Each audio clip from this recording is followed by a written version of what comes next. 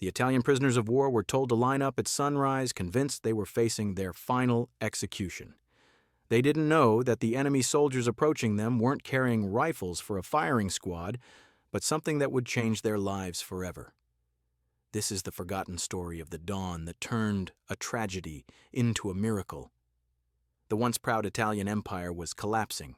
Across the islands, camps filled with prisoners of war, soldiers, nurses, civilians, all waiting, all wondering what the dawn would bring. And among them stood a group of Italian women, former nurses, secretaries, and wives of officers, now prisoners in a world that had turned upside down. The night before, the guards had ordered them to be ready at dawn. No explanation, no mercy in their tone, just a simple chilling command. Line up at sunrise. They didn't know whether they would see another morning. Some whispered prayers, others stared into the dark horizon, clutching keepsakes from home. Photo, a ribbon, a rosary. The silence was thick enough to break the heart. The sky was bruised in shades of gray and violet when the sound of boots broke the silence. A voice shouted in clipped English, followed by another in Italian translation, harsh, cold, and commanding. The women inside the barracks stirred from their uneasy sleep, eyes still heavy from exhaustion, bodies trembling from the chill that crept through the thin wooden walls. Dawn had not yet broken, but already they knew what the call meant. It was an order. And in the camps of war, orders could mean anything. A routine inspection, a transfer, a punishment, or something far worse. Inside the dim barrack, a small oil lamp flickered weakly. It cast long, trembling shadows across the faces of women who no longer looked like the proud nurses and civilians they once were. Their uniforms, once symbols of duty, now hung in tatters, sleeves frayed, hems torn, colors faded by rain and dirt. They had been captured months ago, during the final chaos of the war. Their days were now marked not by dates, but by hunger, silence, and survival. The fear was not just of the guards, but of the void that waited beyond the wire. They had heard tales of what happened to those who vanished into the night, of the cold efficiency of the victors. Yet, even as they faced the possibility of their own departure, they sought to preserve a shred of who they were. One woman used a bowl of stale water to wash her face, scrubbed clean as if for a ceremony. Another straightened the buttons on her tattered tunic. If they were to face the end, they would do so as the professionals and mothers they had been, not as the broken spirits the war intended to create. They clutched their few possessions, a worn map of a hometown, a dried flower pressed into a book, reminders that a world of beauty once existed. Someone whispered, "Line up outside." The words passed from mouth to mouth like a ghostly echo. No one dared to question, only to obey. The youngest among them, barely 20, fumbled to tie her hair back with a strip of cloth. Another older woman adjusted the collar of a friend beside her, an instinct of motherly care that refused to die, even in captivity. In that moment, no one was a soldier or an enemy, only a human being trying to hold on to dignity amid despair. When they stepped outside, the air bit into their skin. The camp stretched before them, silent except for the low hum of the wind moving through the trees and the distant clang of a metal gate. The ground beneath their bare feet was cold, wet from the night's dew. Some women shivered, others clasped their hands together, whispering quiet prayers into the dawn that had yet to arrive. The guards were already there, silhouettes against the fading night. Their rifles rested casually against their shoulders, their faces half hidden by shadows and steel helmets. They did not shout. They didn't need to. The silent command in their posture was enough. The women knew exactly where to stand, how to move, when to stop. They had learned this rhythm, the rhythm of captivity, a pattern that offered no comfort, only survival. A long line began to form, uneven and hesitant at first. Some stood tall, others hunched slightly as if expecting a blow. The line wavered as the women took their places shoulder to shoulder, facing the faint glimmer of the eastern sky. The horizon was bleeding from black into orange, a color that should have meant warmth but instead carried the taste of dread. No one knew why they had been called out. The guards had said nothing the night before, only the brief command to assemble at dawn. Rumors had already spread like wildfire through the camp. talk of terminal fates, relocations, or retribution. Some of the women feared they would be made examples, accused of defiance or sabotage. Others, perhaps more naively, hoped it might mean release. But hope was dangerous here. Hope had a way of cutting deeper than despair when it was betrayed. The silence was heavy. Every breath was a weight. Somewhere in the back of the line, a woman began to hum softly, a tune from childhood barely audible. It was a song about the sea, about home. Her voice trembled at first, but steadied as others caught the rhythm in their minds. It was not loud enough for the guards to hear, but in that secret whisper of melody, they found something that made them feel less alone. The camp itself was a skeleton of order and decay. Rows of wooden huts lined the open square, their roofs sagging under the weight of rain and neglect. The flagpole stood bare now, its tattered cloth long removed. Beyond the barbed wire, the forest swayed gently, indifferent to human suffering. Birds began to stir in the trees, their calls soft and distant, as though nature was waking to a world that had forgotten compassion. Minutes passed like hours. The guards paced up and down the line, their boots crunching in the gravel. The rhythmic sound set hearts pounding, every step a question, every glance a verdict. One guard stopped in front of a woman whose eyes were fixed firmly ahead. He stared at her for a moment too long, his expression unreadable. Then he moved on. The woman exhaled a breath she hadn't realized she was holding. Behind her, another woman, older and frailer, began to sway. The hunger had taken its toll. Her legs could barely support her. The woman beside her reached out discreetly, slipping a hand under her arm to steady her. Neither spoke. They didn't need to. In silence, they carried one another. Somewhere to the left, a young nurse clenched her fists at her sides. Her knuckles were white, her lips trembling. She had been captured while tending to injured soldiers. The memories haunted her, the screams, the fire, the unbearable losses. She had once believed in honor, in sacrifice. Now she wasn't sure what she believed in anymore. The world had changed too suddenly, too brutally. The wind shifted, carrying with it a new chill. A few tried to comfort themselves with small gestures. One adjusted her friend's collar. Another brushed dust from her sleeve. These quiet movements were acts of rebellion in their own way, proof that even in captivity, they would not surrender their humanity. The guards continued pacing, eyes scanning the line with mechanical precision. None of them spoke of what was to come. Their faces betrayed nothing, no cruelty, no kindness, just the cold mask of duty. The waiting stretched on, unbearable in its stillness. Then, somewhere beyond the fence, a rooster crowed. The sound was so ordinary, so painfully normal that it shattered the tension for a fleeting second.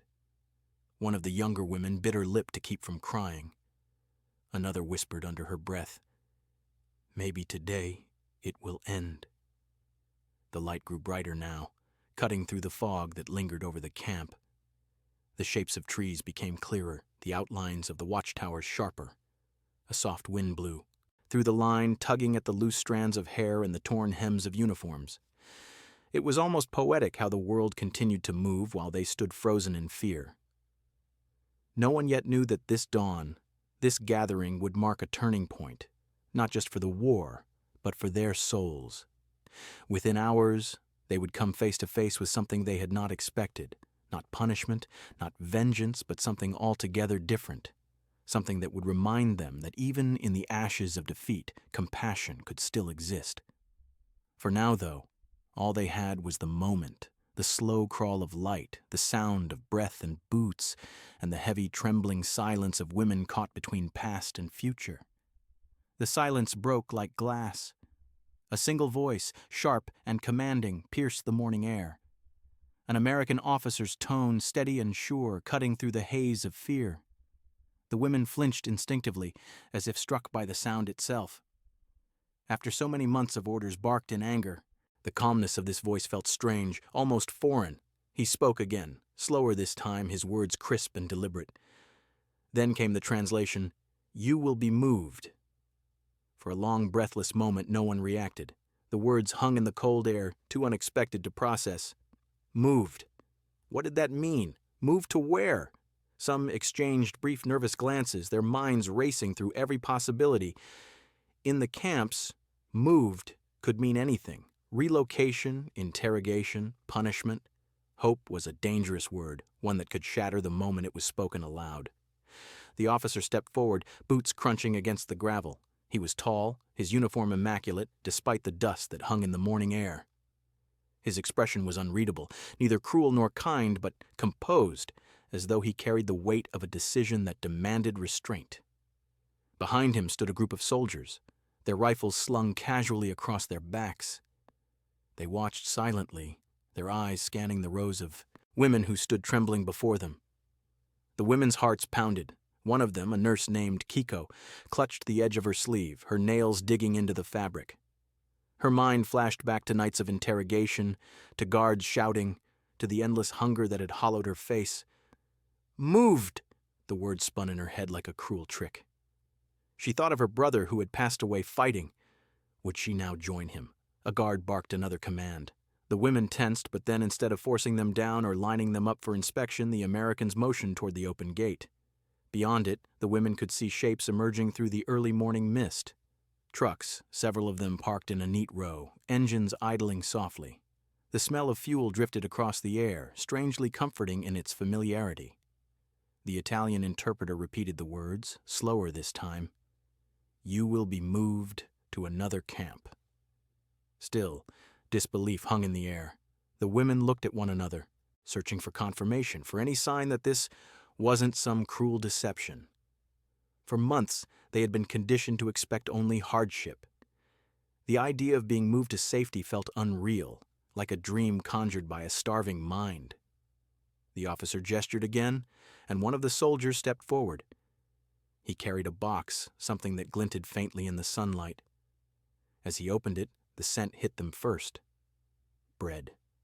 Fresh bread. This was the moment the war ended for these women. For so long, their world had been filled with the bitter taste of rationed gruel, of cold rice and water thick with ash. The smell alone felt like a miracle. One soldier began handing out pieces carefully, respectfully, as though aware of the fragility of the moment. At first, the women didn't move. They had been taught that food when given by an enemy could be a trap. But then one of the older women, her hands shaking, her face drawn with age and hunger, took a piece. She stared at it for a long moment, then bowed, slightly, whispering a faint, "Grazie." The soldier hesitated, then nodded back. That single gesture, that visual handshake, broke the invisible wall between them. Slowly the others followed, taking the small pieces of bread, holding them as though they were relics. Some cried silently, tears tracing the dirt on their faces. Others just stared at their hands, unable to believe what they were seeing or tasting. Kiko lifted the bread to her lips. The first bite filled her with warmth she hadn't felt in months. Her throat tightened, and tears spilled down her cheeks. It wasn't just food. It was dignity. It was proof that even in defeat, they were still seen as human beings. The officer's gaze softened slightly as he watched them. For a brief second, the world seemed to stand still, the sun climbing higher, the camp bathed in light, and the lines between enemies fading like mist. They saw the soldiers in a new light, not as the invincible giants of propaganda, but as tired young men who wanted the conflict to end just as much as they did. One soldier shared a canteen with an elderly woman, his hands steady as she drank. Another helped a young girl tie her shoe, a simple act that felt like a profound bridge across a sea of bloodshed. These were the moments that the history books often forget, the quiet pauses in the middle of chaos where the soul reasserts itself. The women realized that the labels of enemy and captor were shifting, replaced by a common weariness. Women were ordered to board the trucks. Their movements were hesitant at first, cautious as if the earth itself might betray them. But when the first woman climbed onto the back of the vehicle and saw the benches, the blankets, and the small canteens of water, something inside her shifted. This was no march toward punishment. It was something entirely different. A wave of disbelief rippled through the group. They had been told the Americans were merciless, that capture meant humiliation. Yet here, they were being offered water, food, and a seat on a truck that promised movement, not backward into darkness, but forward into something new. One woman whispered, "Are we being freed?" Another shook her head quickly. "No, they don't free enemies." But even as she said it, her voice trembled with the smallest flicker of hope. As the trucks filled, the camp that had been their prison began to look smaller, almost fragile, in the morning light. The barbed wire gleamed faintly, the guard towers casting long shadows that stretched toward the forest. It was hard to believe they were leaving this place with their lives. The officer gave a final command. The engines roared louder. The gates opened fully, creaking like the sigh of something ancient and tired. Dust rose in the air as the first truck rolled forward. The women inside held on to each other, some from fear, others from the need to believe this was real. Kiko looked back one last time. The barracks where they had slept, cried, and prayed was disappearing behind her. She thought of the nights spent listening to the cries of the wounded, of the quiet conversations about home that always ended in silence. Now that life seemed like another lifetime, distant, faded. The convoy moved slowly, the sound of engines echoing against the hills. The road ahead was lined with trees stripped bare by war, their branches reaching upward like skeletal hands. The wind carried the faint smell of salt, the sea somewhere nearby. Inside the truck, no one spoke at first. The rumble of the engine and the crunch of gravel beneath the tires filled the silence. But as the miles passed, something began to change. Shoulders relaxed, faces softened. For the first time, the women allowed themselves to breathe deeply. They were still prisoners. The war was not yet over, but the fear that had bound them for so long was beginning to fade. It was replaced by something gentler. Gratitude, confusion, maybe even wonder. An American soldier sitting near the tailgate glanced back. His eyes met Kiko's for a brief moment.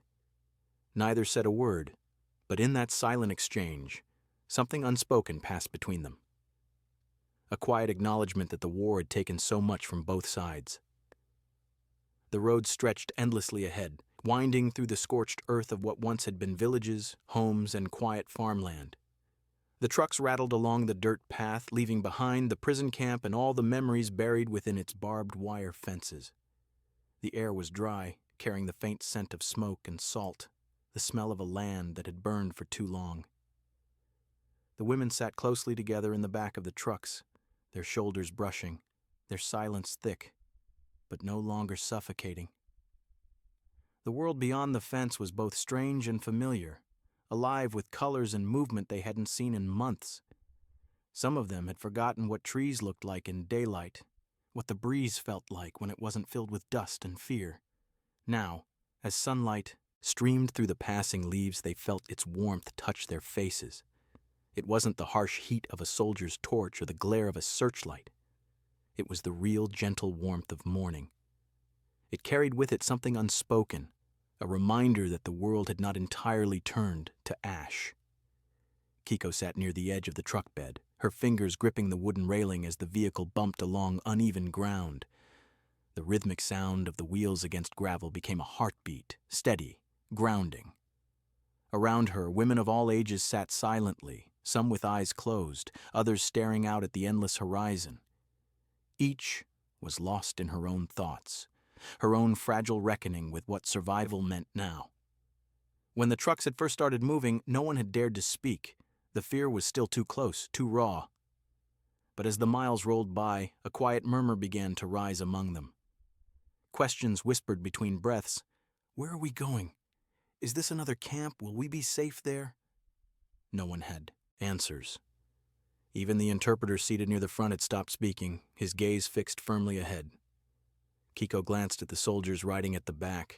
Their faces were calm, almost weary. They didn't sneer or shout, didn't look at their passengers with hatred or prejudice, only a kind of quiet understanding. The road curved, revealing stretches of open land scarred by bomb craters and the remains of villages reduced to rubble. Smoke rose faintly in the distance, a ghostly reminder of battles that had raged not long before. The women stared at the ruins as they passed, some recognizing the architecture, the shape of a shrine, the outline of a school. It could have been any village. Theirs, perhaps, torn apart by forces far beyond their control. One of the younger women, barely 19, began to weep quietly. Her tears fell silently onto her lap, unnoticed by most, until the woman beside her gently reached out and held her hand. No words were exchanged. There was nothing to say. The Fariji younger one kept crying, her shoulders shaking with quiet sobs, her head bowed. And yet, in that gesture, one woman comforting another, there was something profoundly human. The convoy stopped briefly on a hilltop overlooking a river valley. The soldiers climbed out, stretching their legs, scanning the area. The women remained seated, watching below them. The river glistened in the morning light, winding through a landscape of devastation and beauty. Birds circled lazily overhead. For the first time in months, the women saw movement that wasn't caused by war, a current flowing freely, unbothered by boundaries. Kiko found herself unable to look away. The sight of the river stirred something deep inside her. Memories of home, of summer days spent near the water, of laughter that now felt like a story from another life. The tears that had refused to fall during the months of captivity began to sting her eyes now. After a short while, the soldiers motioned for them to stay seated. They handed out canteens of water and small packets of food, biscuits, dried fruit, things so simple yet unimaginable only days earlier. The women hesitated at first, still unsure whether to trust the kindness, but hunger overcame fear. They ate slowly, savoring every crumb as if each bite was a piece of the life they had lost. As they ate, one of the American soldiers stood near the truck's edge, leaning against the side. He was young, probably no older than 25, his face shadowed by fatigue.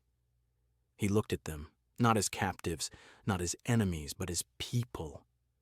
When his eyes met Kiko's, she didn't look away this time. For a fleeting second, she saw something that transcended war, a flicker of shared exhaustion, of compassion. The convoy moved again. The trucks bounced down the dirt path, crossing bridges that trembled under their weight. With each mile, the landscape began to change. A gentle laugh broke out somewhere in the group, light and unexpected. It startled even those who heard it, like the sound of sunlight breaking through clouds. Soon after, another joined in, a laugh that wasn't out of joy, but out of sheer disbelief at still being here, breathing, moving towards something unknown. The soldiers didn't stop them. They simply let the moment happen. As the afternoon wore on, fatigue began to settle in. Some of the women leaned against each other, eyes closed, lulled by the steady rhythm of the engine. The landscape outside grew softer.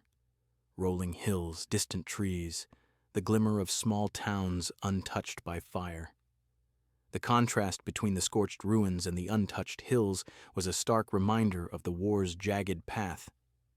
They passed through a valley where the grass was a vibrant emerald green, a color that seemed impossible after the gray existence of the camp. The women reached out to touch the air, feeling the coolness of the forest breeze. They were moving through a world that was reclaiming itself, where the scars of the earth were beginning to be covered by new growth.